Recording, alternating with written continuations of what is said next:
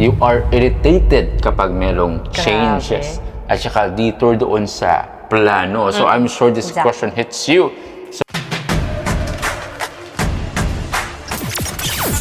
This is Modern Tribe. Modern families, timeless principles. Let's talk about something that hits you regardless of whether you are in a stage of marrying or maybe transitioning to work. Life shifts. So, ikaw, Gisela, let me ask you this. How do you handle it when life takes you on a completely different path from what you have planned? Nako, let me give you a context first. You're the type of person who loves structure. You are irritated kapag merong changes. At saka detour doon sa plano. So I'm sure this question hits you. So, how will you answer it? Para siyang sequel ng previous podcast natin, di ba?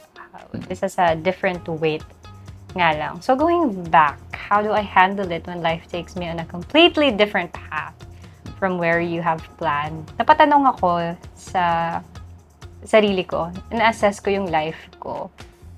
Totoo nga, kapag kasi may changes sa life ko, it's usually a huge change. Parang maglilip talaga ako. Diba? So how do I handle it? Depends. So, all my life, I've been working in the same company, in the same school. Never ako nag-switch ng school or ng career. But when I did shift from that workplace into something new, grabe, 180 degrees talaga. So, from employment to entrepreneurship, from being a teacher to being a fitness coach, from being in Bacolod, now residing here in Makati, from being a single child, Right. and then I married you and you have a big family. Correct, right. And then from being the princess sa bahay namin, ngayon, Queen ka na ngayon. yes. And a queen has a lot more responsibilities. Correct, right. Being a princess. So, grabe. Those are completely different paths from what I've planned, I can say. Kasi hindi ko naman plano na dito na ako magsistay sa Makati. I didn't plan on doing low carb and maglilift ako ng weights at this age. Ganun. Hindi ko siya na envision. And it wasn't easy. The journey still is not. It hasn't been easy. But by the grace of God, diba? I think I'm able to, to go with the flow, to adapt and evolve. Pero kapag effort ko lang, I don't think makakaya ko to step out from my comfort zone. Nakakabaliw yun. And also, for those who are listening, no, yes, you will experience mga setbacks, but you will only regret even more if you dwell on your indicators sa past, which we will expound later. Right. Medyo marami akong sinabi. How about you? How do you handle yung mga completely different paths? I'm sure for you, hindi siguro siya as challenging as how I handle it kasi you're very spontaneous and you're always on the go. Well, yes. Pero as I reflect on my life, when you look at my life, I started with nothing, literally. My dad passed away in his early 40s. And then my mom, who was a government employee, we were raised from London. London? Yes, loan dito, loan doon. Yes. So from utang to utang. So every step I took, parang moving forward siya. Kasi negative ako to start with. Alam mo yung feeling na yun. Wow. So even in my high school years to college years, parang every step forward, any kind of step is forward, is positive, not negative. Alam mo yung feeling na ganun. Not so much, but Bro, so yeah, I can when it comes to transitioning, I love transitioning because, again, as I mentioned, it's moving forward. It's a plus sign for me. Wow, that's really good for you. Right? And then, siguro, when I transitioned dun sa singlehood to being married, I think that's one of the major transitions I ever made. Because I have to change my pacing. Parang nadawit kita sa setbacks. Is that what you're trying to say? No, not at all. I'm very happy and blessed to have you. And that's a positive movement as well. Meaning to say, when I married you, I learned a lot about myself. Wow. And I have improved a lot, especially on the area of being sensitive on other people. When I was single, I just prioritized my own pacing, my own needs, my own goals. And then I tend to reflect and to feed my circle. And you have to spend time then with people around you and then to add value to them. Correct. Whereas nung tayo na, I had to be sensitive with your needs. And in effect, I was able to improve my sensitivity not just on you, but on Towards other me. people as well. So, positive one. So, May reward ka sa akin, Maki. sige, kahit wala nang reward, I'm Okay, blessed. okay. Well, sige, second question that we have here. Ito, I like this one. What's the most remarkable transition that required a lot of adjustments from you? Ayun na nga, yung sinabi mo na when we got married. So, I didn't just change my civil status, ganun. But it required a lot of adjustment. I leaped out of my Comfort comfort zone zone. kasi, of course, it's not just you who has many things na kailangan mong baguhin. Ganun, di ba? Ako din. Marami din. Marami. Kasi, syempre, kasama na kita all my life. Ako lang mag-isa because only child. I didn't even have siblings, although I have cousins who grew up with me. Pero, iba talaga yung yung territory mo kapag only child. And then, yun, I share everything with you na.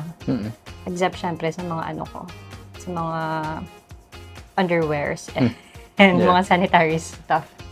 Pero, yun nga, it's not just, putting a ring on my finger. I had to move from Bacolod to Makati. Had to resign from my 10-year workplace and move to something that's not as structured as I was used to. Right. How does it feel like? Yung mga first few months mo, kasi it's really interesting. Yung transition mo talaga very extreme. Oo, super. Right, yeah. Polarizing. So imagine yung mother mo, when you were in Bacolod, she's the one who will feed you everything. Parang prinsesa ka talaga. Yes. Whereas right now, of course, you have to take good care of me. Right? Yeah, Major I don't transition. only feed myself, I also feed you. Correct. Big house, tapos of course, smaller space. Yeah, ganun pa. I grew Yeah. up in a big house because, hindi sa pagmamayabang because extended family kami. Correct. So, it was an ancestral house of my grandparents. It wasn't even ours. Right. But, yun, malaki siya. And then I moved to a condominium. Correct, yeah.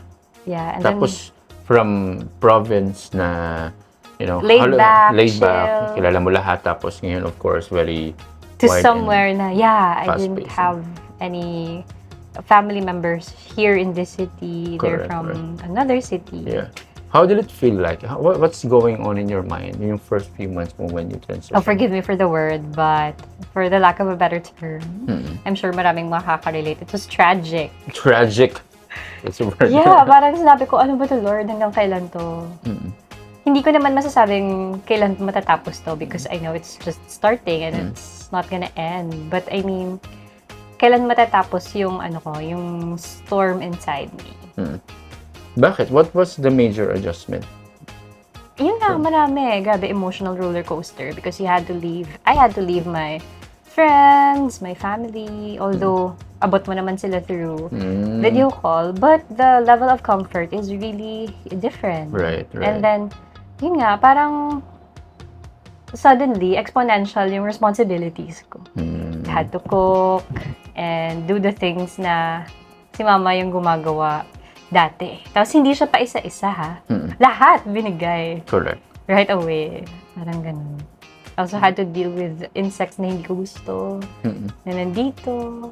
Ganun. And then when, I was sad, wala. I didn't know where to go. And like sa Bacolod, kasi pwede ka na naman gumala anytime. Although meron din naman dito. But, mag-e-effort pa ako na to find my way. Right. Because this is something new. Yeah. How about now? How would you describe your feeling now that you were staying, I don't know, for 1.5 years? Tama? Yeah. Right. Now I'm so proud of myself. Because, syempre, we grow. And at first, I thought, medyo slow yung growth ko. Kasi parang hindi ko let go yung, naka-hold on pa rin ako dun sa, sa habits ko, sa routines ko, sa Bacolod. But, when I look back, I realized na nag-grow naman ako. Marami na akong alam na recipes ngayon. Right, yeah. At saka, I go out by myself. Yeah. Ganon. And, marami ako natutunan dito, including, how to be an entrepreneur and a wife in one. Right. And be your secretary. Yes. Secretary of a very spontaneous special secretary. Entrepreneur. Right. Yeah. But would you say that you're more comfortable now? Yes, of course. I'm very comfortable knowing that you're beside me. Yes. Would you be comfortable to stay here than in Bacolod? A 50-50. 50-50. Of course, part of my heart will always be in Bacolod. But, we pray about our decisions. And for now, we're here. So, I don't want to, I don't want to let Bacolod and my good memories of Bacolod steal naman my present and my beautiful experience here in Cali with you. Diba? It's always part of you. Yeah, it'll always be part of me. Pero hindi naman ako mamamatay or magiging miserable kapag hindi ako nakabalik doon for good. Yeah. Correct. Right. What is the most, I wonder, remarkable transition that required a lot of adjustments? Ayun yung marriage life natin. Okay. Right. Yeah. So, I always go back to that because that's the most remarkable one. Life-changing talaga. Nawindang ka talaga. Nawindang. Mga 50-50 din. Pero I was looking forward to it because before we get married, I know your personality well. So, in fact, when I think few months before we get married, when I was fixing my things, tapos naligo ako, papunta ako sa mall that time. I wondered ano yung pacing ko if we get married. So, I was visualizing it. Kasi mabilis akong Yeah, very. Kumilos. Like, I can, let's say I have a 9 a.m. meeting. I can wake up at 8:30. No. And then you can wake up at 8:55. Parang few minutes lang yung ligo. 5 minutes yung ligo. Kaya nga. Yeah. You can wake up at 8:55 So, and still look fresh in your meeting. So, Kakainis. that kind of pacing, really fast. That's why I wonder, how will it, I visualize, I condition myself na this kind of pacing will change when we get married. And lo and behold, that happened. So, hindi siya major, pero good thing I was able to condition myself. Although yung mga other areas lang, like yung sa food, diba? Yung food preference, para monotonous yung kinakain ko. But of course, yung preference mo, you want dynamics din siya. Variety sa kinakain natin. And then dun sa pacing natin sa coffee shops, you want to have variety din sa mga coffee shops. Yeah, of course. I want to try them out. Madami kayang coffee shops dito sa Makati. Right. And I miss that. I really appreciate that because if you didn't push that one, most likely I'll be in the same spot every Saturday morning. Dalawa lang yan. Right, yeah. Yeah, dalawang coffee shops lang talaga. Okay. So yun yung major transition for me. Really best transition because again, I improved a lot, especially in how to take good care of other people. Well, let me go sa next question natin. I like this one as well. When you are forced to pivot, let's say job loss or becoming a parent or becoming a wife, right? How do you redefine your sense of purpose? Ay, ang hirap Medyo pang Miss nito. Universe to. Right. Actually, it will leave you with just one choice. You're right. Right. Which is to, completely step in and play the role. And the longer it takes you to do that, the longer the agony. For me, the more you resist, parang resistance training. Right. The more you Yeah, resist, mas masakit. Yeah. Diba? Although nandun din yung growth. But yung pinagkaiba, sa resistance training, the more you resist, nagtitear yung muscles, diba? And if maganda yung recovery mo, lumalaki siya agad. Dito naman, the more you resist, napapatagal yung suffering mo dito. So, yun, I would not say na the transition, left me with no choice. I don't usually use the word no choice. It left me with one choice, which is yun nga, to play the role. Right. And you just have to do it na nagsastruggle ka talaga. There's no other way. Kasi you can't do it perfectly. Yeah. There's no smooth transition, especially if it's a big leap out of your comfort zone. So it's a question of how do you redefine your sense of a purpose? It's also a process. I remember a time na I was always sad, and then nireminisce ko yung mga successes ko before, when I was in Bacolod, when I was still single, when, life was very comfortable. And then the more na I use the same measure ngayon, na-frustrate ako. Right. Because I measured my productivity based sa kung anong ginagawa ko dati. Which is totally different yung setup ngayon. The circumstance is different. So if I use the same, success indicator, paano yun? Diba? Parang ganito yun. Yung rules ng running or marathon, in-apply mo siya sa swimming. Siyempre, ibang-iba. So, kapag hindi ka nag-perform well sa swimming, kagaya nung pag-perform well mo sa running, you're definitely not, let's say, productive. Correct. Or successful sa swimming. Right. So, parang ganun yung nangyari sa akin. So, I was very miserable. And it was also an eye-opener when you mentioned na I always, hold on to the past, to Wow, my yeah. victories, ganon. Now, I still look back to my achievements, how I was productive before, but not really to dwell on those things. Instead, I try to get yung mga, ano kayang nag-work? Bakit successful ako sa ganito dati? Na pwede kong i-apply ngayon sa situation ko. So, I don't really throw away, everything, good or bad, sa past. Because I know na magagamit ko siya sa situation now. And then I set new, success indicators. And I try to, important talaga, for me, because I'm a Christian. So, I really spend time with God, with the Word, to reveal to me yung design ko at this season ng life ko. So, yun, devotional really helps. Journaling, and sa personality ko, it gives me, peace. Kasi pag quiet yung mind ko, dun ko na-realize na, ito pala yung season ko ngayon. So, these are the roles that I'm going to play, and I celebrate my small wins. That's another word to say, I'm listing down the things that I'm grateful for. Yeah.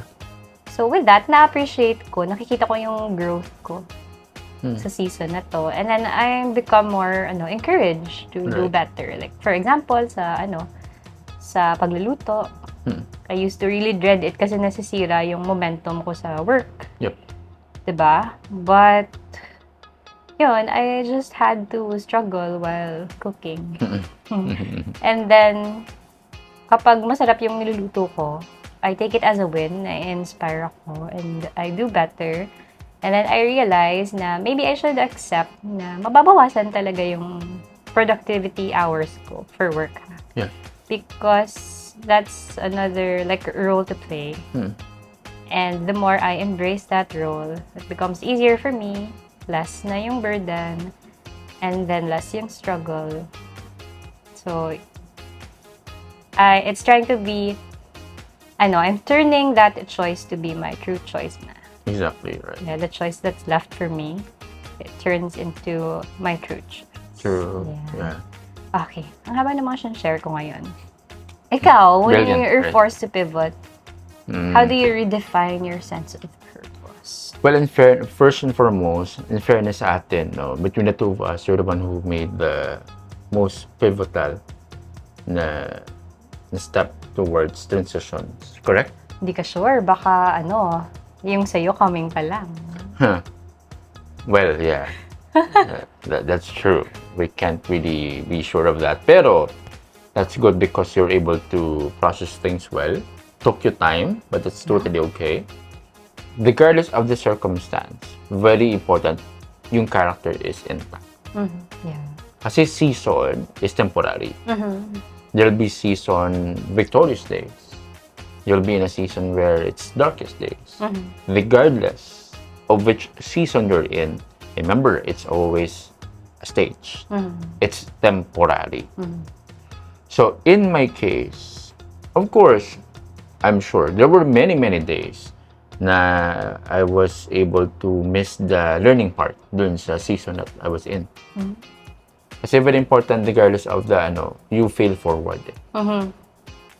You don't really fail. But if you learn the lesson, you don't fail. Correct? So, Maganda yan. yung mindset ko ngayon, by God's grace, is be faithful in the Your season that I'm in right now. Sometimes, di ba, we want to skip into the good part agad. And just experience the glamorous part of our life. And not embrace the process. Well, we always miss the beauty of life if we just focus on the victory without embracing the process. So, siguro what I will remind myself is I will be calm, kalma lang, kahit anong season na or yung pag-navigate ko sa season na yun. And at the same time, I will depend on the Lord. So those are the two things. To rest and to depend on Him. Wow. And not to lean on my own understanding kasi it's limited. Really limited. I am reminded. Right? So this one, I like this question because this involves the relationship we have with other people, not just with ourselves. How important is it to have a support system outside of a relationship when going through major life changes? Ikaw? I'd say it's very important. Diba? Kasi we spend na nga 24/7.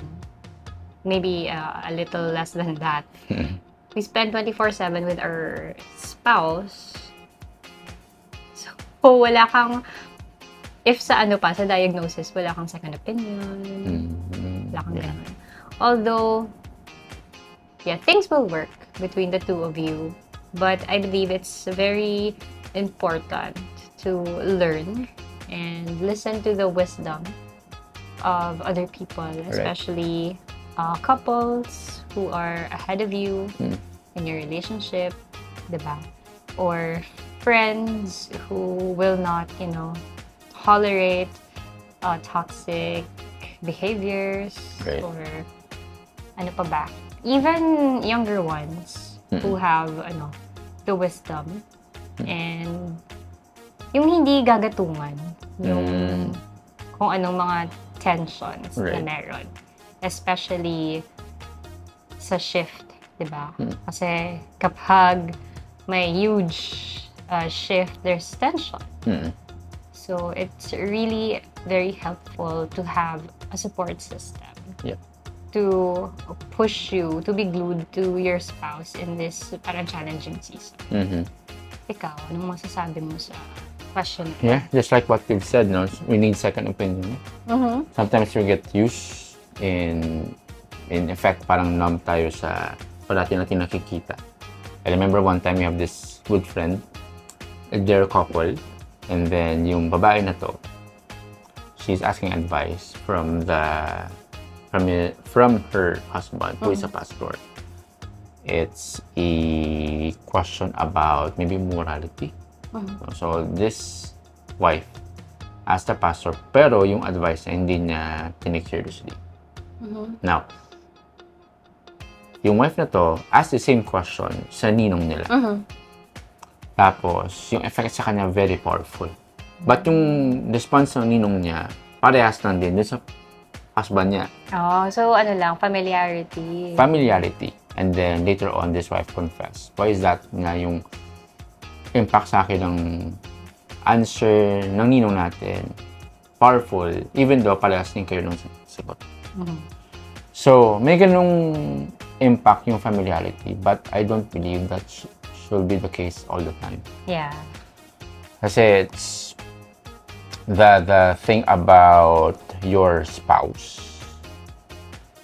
Your spouse has a better angle of yourself kasi your spouse sees the blind spots. So your spouse is the qualified one to tell you the truth. Hindi mo nakikita. Yeah, which reminds me, we had the same situation. Like, pero hindi na recently.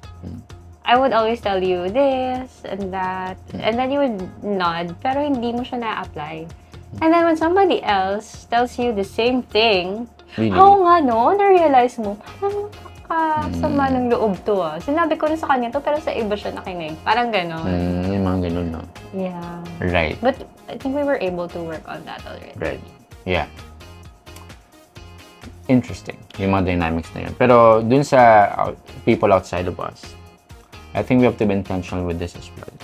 That's why we made a point then to be a blessing to other couples, right? Yeah, but Because by doing that, we can, borrow their insights, right? yeah, when we were starting, we also had our pre-marriage counseling, diba? With people who are close to us and we share the same values, diba? So, and they're also way ahead of us. And maganda yung marriage nila as an example. So we really look up to them as a couple. And so we had, a few sessions with them. Yung magandahan lang is that it's scripture-based. Correct. Yung sa kanila. So nag-grow talaga ako doon in preparation sa marriage natin. And then they continue to share their lives with us. And yung maganda kasi missionary sila. So they also share their mission, their faith with us. And it has been a very big help when it comes to constantly forgiving your spouse and choosing your spouse every day. Diba? And wala kasi tayong masyadong circle pa na same age natin who are also married. So, but it's good na we were able to meet couples along the way. Correct. And we had inspiring ninongs and ninangs also whose marriages are very fruitful and really a blessing, not just to us but marami. So it's very important to listen to people with successful marriages. Right. And even those na hindi successful but you see the purity in their character as they share with you why their marriages failed. And pero hindi nila encourage that you also go that that path if ever, diba? Correct, right. And meron din tayong nakilala recently, like your example, yun yung medyo malapit sa atin. It's also good to, if you can't find it's also good to spend time with couples your age. And then makikita mo na you are going through the same things. And ma-amaze ka on how they deal with those things. So you get to exchange, your strategies, kung paano nyo na napapacify, yung tension, Yeah. ganon. And, yung sa mga younger ones naman, yung maganda yung parenting. I also have friends, mga ladies who are younger than me, and they share with me the parenting style, of their parents, because I see that they really grew up in a napakagandang environment. Yep. So it also blesses me na, yun pala yung ginagawa ng parents nyo. That's why you turned out to be this beautiful young lady. Exactly. So Right. don't limit your support system. Although masaya to be in a circle na same age kayo, other couples, but you will also learn a lot from people older and younger than you. Yes, yeah. Well, that's good. As much as I want to spend with the older ones, older couples, we have to be intentional sharing our lives with the people like our age. Yes. Kasi the people older than us, they can give us the way, ahead of us. They can pave the way. Yes. But the ones same age, they can resonate with us. Yeah, can journey with us. Correct. Can journey with us, which is very essential if if you see this life as a marathon, not a sprint. And maganda din na-realize ko, now that we have become a married couple, we also attract newly married couples. Yeah. Notice mo, they also share their lives with us. And we also learn from them in return. Exactly. Wow. Yeah. Now, there are many things that we want to discuss, pero question natin for the audience, have you experienced an identity shift? Or a career shift, di ba? Right. Yeah. Not just relationship, di ba? Yeah. Major career shift, maybe location shift. We have many friends who migrated sa abroad, right? That's a major transition din. Major life shift. So, how did it impact you personally? Share it below in the comment section. And we'd love to hear your comments at saka suggestions. We're open to having your feedback at saka yung mga Suggested topic. gusto nyong i-discuss as our topics sa Modern Tribe. Again, this is Modern Modern Tribe. Tribe, helping modern families Embrace timeless values.